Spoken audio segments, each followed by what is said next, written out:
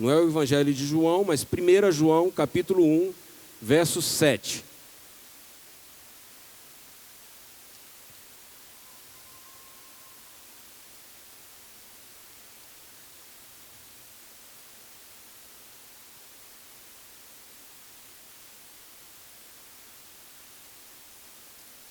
Amém? Observe, se porém andarmos na luz, como Ele está na luz, mantemos comunhão uns com os outros, e o sangue de Jesus, seu Filho, nos purifica de todo o pecado. Curve sua cabeça. Senhor meu Deus e Pai, graças te damos, Senhor, por mais uma tarde na Tua presença, por mais um dia na Tua companhia, pelo cuidado do Senhor, pela provisão do Senhor sobre as nossas vidas. Senhor Deus, te agradecemos por cada vida aqui essa noite, por cada família representada, por cada irmão, Pai, que se dispôs a estar aqui conosco para podermos compartilharmos da Tua palavra, e que o Teu Espírito Santo tenha total liberdade sobre as nossas vidas, que venha trabalhar, ó Pai, na nossa mente e depois do nosso caráter, Pai. Nós pedimos a Tua companhia, em nome de Jesus. Amém. Observamos que no começo do versículo, ele diz assim: se porém andarmos na luz, como Ele está na luz. Claro que aqui, o texto fala de Jesus. Se nós andamos na luz, como Jesus andou na luz, o texto diz que nós mantemos comunhão uns com os outros. Então, a nossa comunhão uns com os outros é que demonstra, muitas vezes, se nós caminhamos na luz do Senhor ou não. E ele acrescenta no final do versículo que o sangue de Jesus, seu Filho, nos purifica de todo o pecado. Tem pessoas que têm dificuldade em ter comunhão, têm dificuldade em ter relacionamentos, e às vezes por uma palavra que o outro diz, ele guarda rancor, ele guarda mágoa, e com isso fica difícil ou impossível que o sangue do Senhor Jesus venha purificá-lo de todo pecado. Mesmo que essa pessoa se coloque diante do Senhor e venha pedir perdão de todo o seu erro, mesmo que ela esteja arrependida do que tenha cometido, se ela guarda rancor ou mágoa de alguém, não há como o sangue do Senhor a purificar do seu pecado. Por isso que o texto diz que se nós mantemos comunhão uns com os outros, e isso demonstra que nós estamos andando na luz, o sangue do Senhor nos purifica dos nossos pecados. E por que a comunhão é tão importante? A primeira coisa que eu quero observar nessa noite com os irmãos é que Deus não nos fez para andarmos sozinhos. Quando Deus nos concede a vida, Ele não nos concede a vida para que a gente tenha uma vida solitária, para que a gente caminhe só. Quero pedir para o irmão coloque ali no slide, se possível, Eclesiastes capítulo 4, verso 9 em diante. Se os irmãos quiserem abrir nas suas Bíblias também.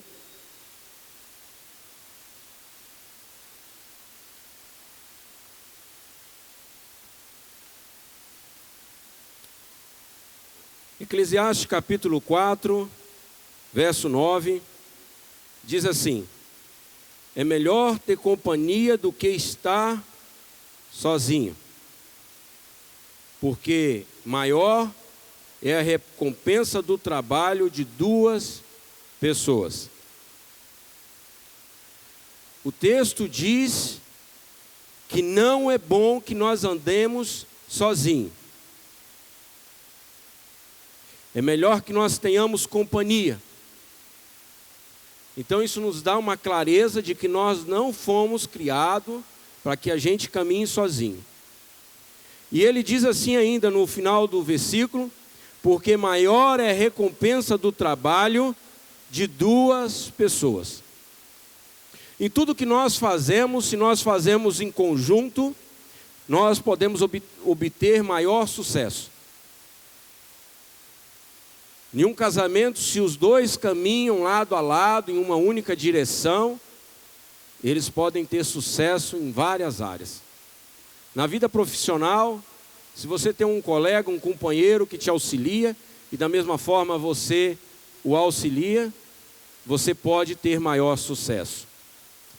Como seria um pedreiro sem um servente? Um entregador de máquina pesada se não tivesse um auxiliar? Em tudo nós precisamos de ter companhia. E esse versículo nos diz que maior recompensa nós temos se nós temos companhia.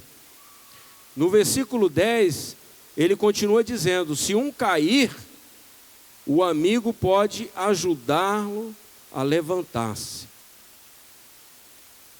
Mas pobre do homem que cai e não tem quem o ajude a levantar-se. Nós podemos pensar também que aquele que fica desempregado, fica mais fácil arrumar emprego quando se tem alguém que pode auxiliá-lo ou indicá-lo. Eu ainda estou recuperando da gripe. Na vida nossa também com Cristo, se nós temos alguma queda por causa do pecado, por alguma fraqueza, é muito mais fácil que nós recuperemos e voltemos a andar nos caminhos do Senhor, se nós temos companhia, se nós temos quem nos incentive, nos auxilie, nos apoie. Então o texto nos dá cumprimento, mais uma vez, de que é melhor de que nós não andemos sozinhos. No versículo 11 ele diz: se dois dormirem juntos, vão manter-se aquecidos. Como, porém, manter-se aquecido sozinho? Esse versículo me remeteu quando eu era criança ainda, e eu fui a um casamento. Eu morava no sítio, nós fomos num casamento longe, e quando terminou o casamento, nós estávamos em 3 meninos, e eles entregaram um colchão para nós, só um colchão, e falaram assim: olha, tal lugar vocês podem arrumar esse colchão lá e dormir. E nós fomos para lá dormir. Mas não tinha cobertor, não tinha nada, de madrugada, um frio. Então a gente encostava do lado de cá no colega e esquentava, o lado do outro lado esfriava tudo. E aí quando dava um determinado tempo, a gente virava de lado para poder esquentar aquele outro lado. E assim a gente ficou rodando, virando no colchão a noite toda. Então esse versículo me lembrou desse momento. Então, não é muito mais fácil, se nós caminhamos com outra pessoa, como nós nos mantermos aquecidos na palavra do Senhor, nos caminhos do Senhor, sozinho? Há momentos em que nós nos sentimos fracos. Há momentos em que mesmo que a gente procure, parece que a palavra do Senhor não vem de encontro às nossas necessidades. Ela não vem da maneira que nós deveríamos ouvir. Então, esse irmão, o pastor, o seu discipulador, pode ser até mesmo discípulo, ele pode trazer essa palavra que vai te aquecer novamente no caminho do Senhor. E no verso 12, o texto diz assim: um homem sozinho pode ser vencido, mas 2 conseguem defender-se. E ele complementa: um cordão de 3 dobras não se rompe com facilidade. Esse cordão de 3 dobras é eu, você e o Senhor. Fica muito mais fácil nós caminharmos em conjunto com os irmãos. Deus não fez para que nós andemos sozinhos. Não importa o quão bem eu faça ou você faça alguma coisa. Se você é uma pessoa individualista, se eu sou individualista, e não temos comunhão com a igreja, nós estamos fora do propósito do Senhor. Porque o propósito do Senhor é a comunhão. Nós, sem comunhão, somos como um tijolo fora da construção, fora da parede. O que vale um tijolo sozinho? Mas e vários tijolos juntos? Olha essa parede. Não protege do frio, do calor, do sol, da chuva, do vento, da poeira. Então um tijolo sozinho é nada. Um membro fora do corpo também não é nada. Vamos pensar esse dedo fora dessa mão, fora desse corpo, de que adianta ele? Mas e ele aqui? Ele serve para alguma coisa? Ele serve para segurar o microfone. Assim somos nós. Se nós estamos fora da comunhão, nós estamos fadados muitas vezes ao fracasso, a fraquejar.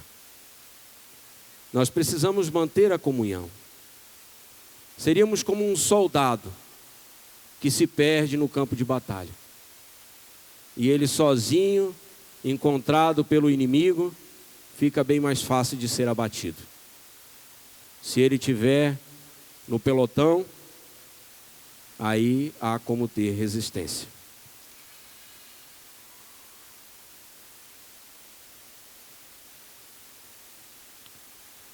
O segundo ponto do porquê nós devemos manter a comunhão é que Deus nos dá a ordem que façamos o bem. E como que eu vou fazer o bem se eu não tenho comunhão com as pessoas? Como que eu vou fazer o bem se eu não tenho convivência? Como que eu vou fazer o bem se eu não sei muitas vezes do que as pessoas estão precisando? Então, se o Senhor nos manda fazer o bem, mais uma vez nós precisamos manter a comunhão. Gálatas 6:10 diz assim: portanto, enquanto temos oportunidade, façamos o bem a todos. O início do versículo não diz que eu devo fazer o bem somente a alguns, somente aos da minha casa, somente aos meus vizinhos, somente aos meus colegas de trabalho, mas que eu devo fazer o bem a todos. Mas no final do versículo, ele diz assim: especialmente aos da família da fé. Por isso é tão importante que nós mantemos comunhão aqui na igreja com os irmãos. Que a gente venha manter essa comunhão. Porque eu posso até entender lá no meu trabalho, pela convivência de todos os dias, a dificuldade, a necessidade de alguém lá comigo. Mas como que eu vou saber qual a hora de uma visita, de uma palavra, de um consolo a alguém, se eu não tenho comunhão com ninguém? É muito bom quando a gente está enfermo e recebe pelo menos uma ligação de alguém que se preocupou com a gente, de alguém que lembrou de perguntar se você melhorou. Hoje alguém me ligou, alguém que eu não esperava, que eu nem lembrava naquele momento, mas me perguntou: você estava tão mal no meio da semana quando eu te vi, você já está melhor? E eu disse: estou melhorando. Isso é muito bom. E as pessoas só conseguem saber o que você passa, o que você está vivendo, quando se tem uma comunhão, uma proximidade. E é por isso que o Senhor às vezes fala conosco, como falou comigo. Porque não fique pensando, às vezes, você aí no seu assento, que talvez você possa estar falhando, porque eu também tenho falhado. Eu muitas vezes tenho deixado de visitar e tenho deixado de ter comunhão com alguns, por falta de tempo, por tantos compromissos.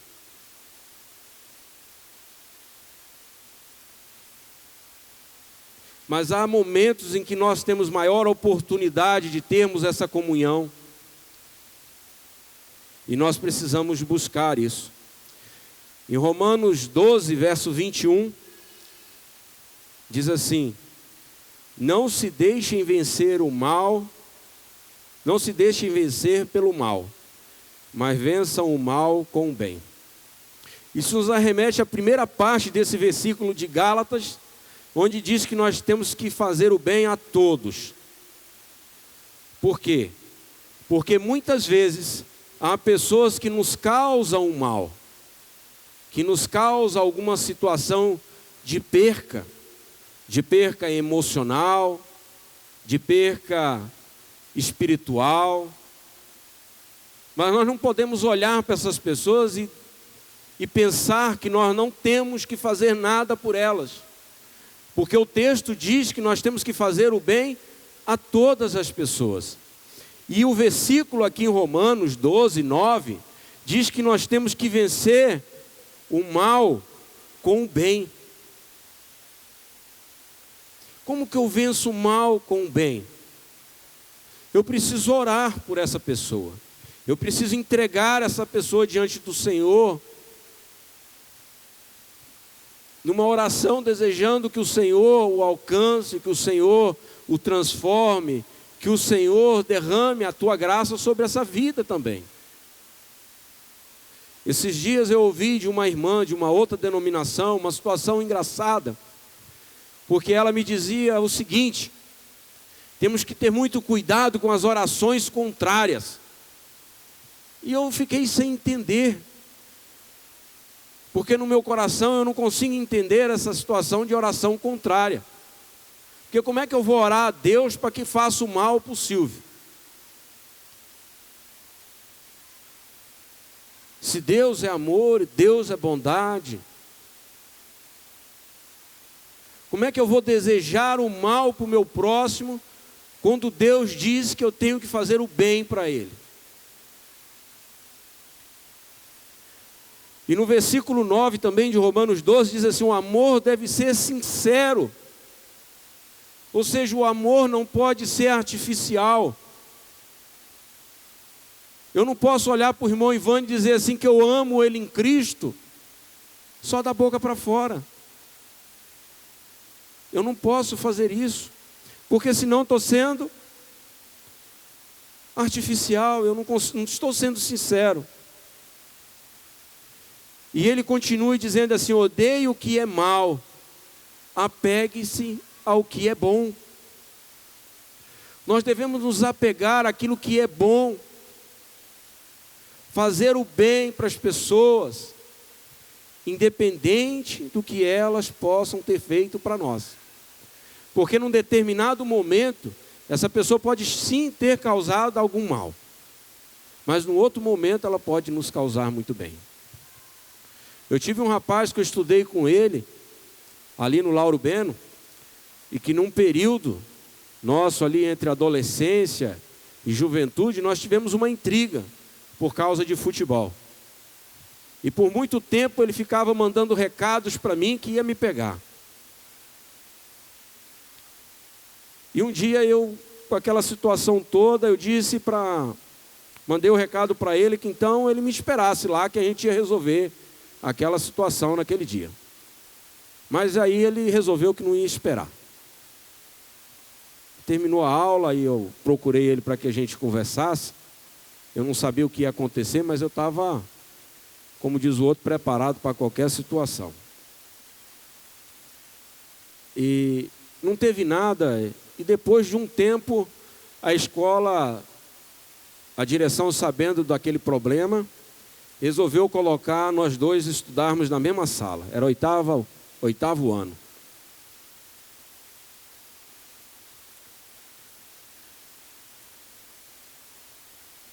E aí, quando eu cheguei na sala e vi o nome dele lá na lista, eu fui lá na secretaria.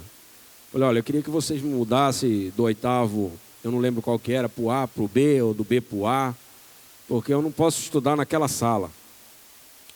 Aí o camarada da secretaria falou assim: o outro já esteve aqui também. Ah, vocês vão estudar juntos. E como todo ano tinha interclasse, chegou o período do futebol e aí ele jogava também, né? E nós tínhamos que organizar o time. E aí foi ali que acabou toda aquela intriga. E depois disso a gente virou amigos e nós não temos assim uma comunhão tão próxima, mas ele é meu cliente lá na loja, a gente não tem problema nenhum. Então, às vezes, há momentos na nossa imaturidade que nos leva a pensar que nós devemos pagar o mal com o mal. Ou nós devemos fugir, quando na verdade o Senhor requer que a gente vá lá e trate daquela situação. Em Efésios 4, verso 32, diz assim: sejamos bondosos e compassivos uns para com os outros. Bondosos e compassivos, ou seja, cheios de compaixão, se colocar no lugar do outro, tentar entender o que está se passando, o porquê que você recebeu aquela resposta, o porquê que aconteceu toda aquela situação. Tentar entender, tratar do momento. Na segunda parte do versículo, em Efésios 4:32, diz assim: perdoando-se mutualmente. Não é só a pessoa me perdoar dos meus erros, mas eu também o perdoar. Ou seja, o irmão chega para mim: Ronaldo, me perdoe porque eu te falei algo e eu imagino que você se sentiu mal. Meu irmão, eu nem lembro mais do que você me disse. Olha, esquece aquilo, dê-lhe um abraço. Perdoando-se mutualmente, assim como Deus perdoou vocês em Cristo. Como que eu conseguiria pagar pelos meus erros, pelos meus pecados, sem Cristo? Então, aqui o texto nos ensina mais uma vez a necessidade de fazermos o bem. Queria cumprimentar essa segunda parte em Salmo 37, verso 3, que diz assim, você consegue colocar aí, Ronildo? Salmo 37, verso 3.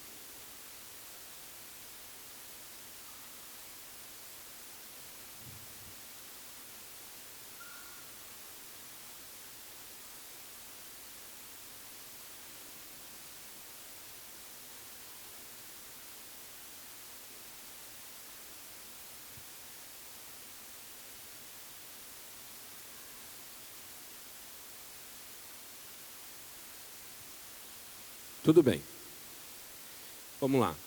O texto diz assim: confie no Senhor e faça o bem. O texto não está dizendo que é para me confiar em mim, não. Não é para me confiar no pastor Josias, não é para me confiar no meu líder, não é para me confiar no meu patrão, não. O texto está dizendo assim: confie no Senhor e faça o bem. Assim você habitará na terra e desfrutará segurança. Na versão ali diz prosperará. Então, se nós queremos prosperar, se nós queremos ter segurança, se nós queremos ter tranquilidade, paz, amor, que a gente venha caminhar bem, nós precisamos fazer o bem e confiar no Senhor. Não adianta eu querer fazer o mal para o próximo. Não adianta eu ficar sentado e imaginar que eu não tenho nada a fazer, porque sim, eu tenho a fazer, porque é uma ordem do Senhor, fazer o bem. Então a primeira coisa que nós precisamos aprender é que Deus não nos fez para que a gente caminhe sozinho. Deus nos fez para que a gente ande em companhia de mais alguém, porque fica muito mais fácil a caminhada. Depois eu preciso me preocupar em fazer o bem para essas pessoas que estão caminhando comigo. E se caso alguma delas venha me causar algum transtorno, venha me causar algum mal, eu não tenho que me preocupar. Eu tenho que confiar no Senhor e continuar a fazer o bem por essa pessoa. Nós temos que pensar nas pessoas, nos irmãos da igreja, naqueles que caminham com a gente na fé, como nós pensamos com a nossa família, com os nossos filhos. Ao final de contas, por mais que a gente tenha uma má resposta de um filho, a gente não faz o mal por esse filho. A gente sempre quer o bem do filho. Amém? O terceiro ponto que eu quero abordar com os irmãos essa noite, diz que somos família de Deus. Então nós precisamos manter a comunhão, porque agora nós somos famílias do Senhor. A Bíblia ensina que somos família de Deus. Agora nós não somos mais peregrinos. Efésios 2:19 diz assim: portanto, vocês já não são estrangeiros nem forasteiros, mas concidadãos dos santos e membros da família de Deus. Amém? Então agora nós não somos mais um povo sem família, um povo sem direção, um povo sem cuidado. Agora nós somos uma família do Senhor. E nós precisamos entender isso, porque como nós caminhamos com o amor do Senhor do nosso lado, independente de onde a gente esteja, nós estaremos com o Senhor e a família estará lá conosco. Quando aconteceu, e aí eu testemunhei algum tempo aqui sobre a minha situação com a Ana Clara, que ela sumiu ou se perdeu lá em Ariquemes, eu não conhecia a Igreja Missionária Unida de Ariquemes, eu não conhecia o pastor Ismael, eu nunca tinha o visto que eu me lembre, nem ele tinha me visto. Na época era o pastor Adriano, que era pastor presidente aqui. E o pastor Josias, se eu não me engano, estava viajando. Mas eu estava lá na chácara, no maior desespero com a minha esposa, minha filha e os meus familiares. E de repente chega aquele senhor lá e diz assim: Ronaldo, eu sou o pastor Ismael e eu estou aqui para te ajudar no que você precisar. O pastor Ismael, ele não me conhecia, mas ele faz parte da família de Deus, ele faz parte da família missionária unida do Brasil. Então, independente que eu estava lá numa terra desconhecida, lá no local onde eu não conhecia os irmãos, mas os irmãos se disporam a estar ali comigo. E é isso que nós precisamos entender como família do Senhor. Porque agora nós não caminhamos mais sozinhos. Agora nós temos a companhia dos irmãos. E o que nos une aos nossos irmãos de sangue, de carne, os nossos irmãos naturais, né? Não é viver debaixo do mesmo teto. Ou é? A carga genética dos nossos pais é passada para nós. E nós convivemos por longo tempo com os nossos irmãos. E nós criamos um amor, um afeto com eles.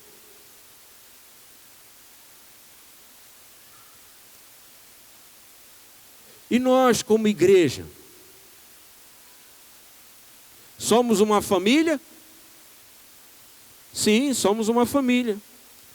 E nós somos família porque nós cultuamos a Deus todos os domingos no mesmo local? Também. Mas só por isso? Não.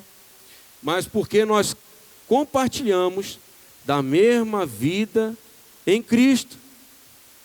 Porque nós temos agora os mesmos genes espirituais. Nós temos o mesmo Pai. Por isso nós somos uma família. Logo, se nós temos o mesmo Pai, todos nós temos o mesmo Pai, nós temos o mesmo ensinamento.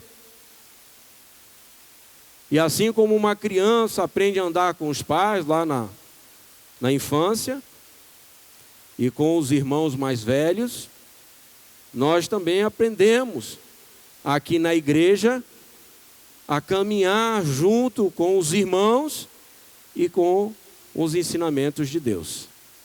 Amém? Isso me lembra muito de quando eu era ainda menino e morava lá no sítio. E aí a gente tem que, criança ainda, com 9, 10 anos, a gente já começa a ir para a roça com o pai. E lá nós vamos aprender a arte da plantação. Nós precisamos aplantar.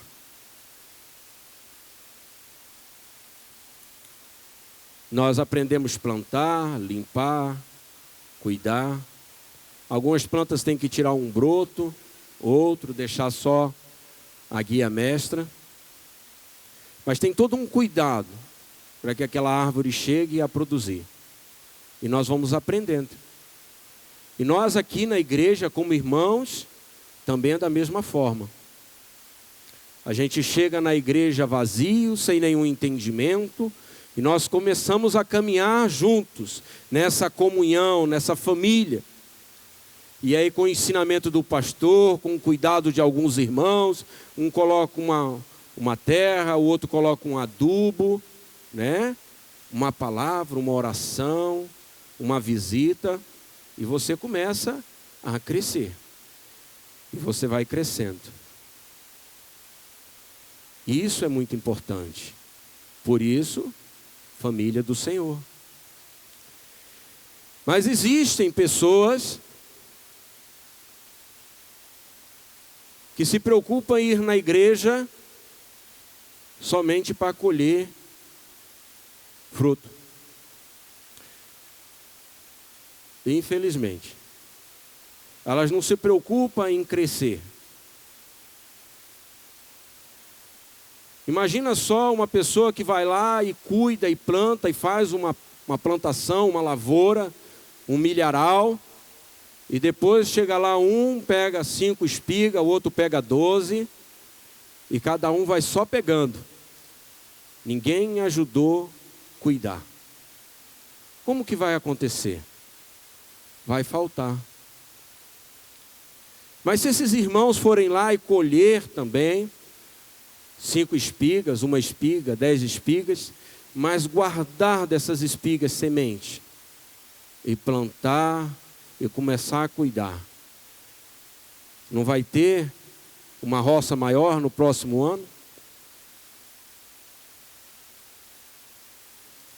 Nós temos que também nos preocupar na comunhão, no congregar com os irmãos, para que a gente possa crescer. Por quê? Porque há ocasiões em que eu e você precisamos ser corrigidos. Sim, tem momentos que eu preciso ser corrigido. Tem momentos que eu preciso ser motivado.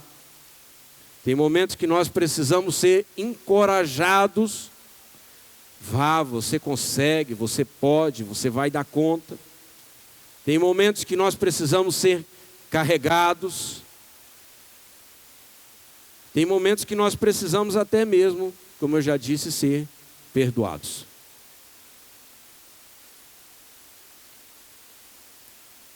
Para que nós cresçamos, precisamos ter compromisso e relacionamento com Deus e com os irmãos. A única forma da gente ter esse relacionamento, esse crescimento, é através do corpo, é através da igreja. Nós precisamos ter essa comunhão. A palavra comunhão significa vida compartilhada.